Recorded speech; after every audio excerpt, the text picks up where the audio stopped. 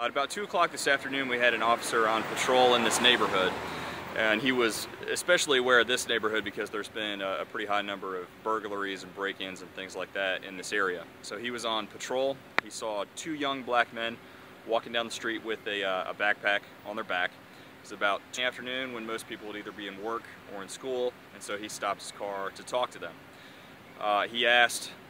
Basically he got out of his car and said, "Hey, will you guys come here and talk to me?" And they didn't acknowledge his presence at all. They just continued to walk in a straight line. So he basically said to them again, "Hey guys, I need to talk to you guys. We had a lot of break-ins in the neighborhood. What are you guys doing here?" That kind of thing. So he takes a few steps towards them, and the suspects both turn around, and one of them is producing a handgun from his waistband. Our officer fires 1 shot at that suspect. It hits him in the shoulder and is a very minor wound, but that suspect drops the gun. And the suspect wearing the backpack actually flees the scene on foot.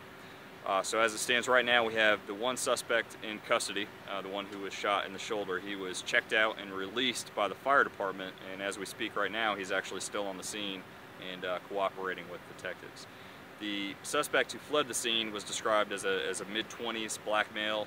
The backpack he was carrying was blue, and he was seen getting into a dark-colored SUV driven by a 3rd person, and fled the scene in that SUV. So we have the 1 under arrest. We have the gun that he was carrying. Nobody else was injured aside from that 1 suspect.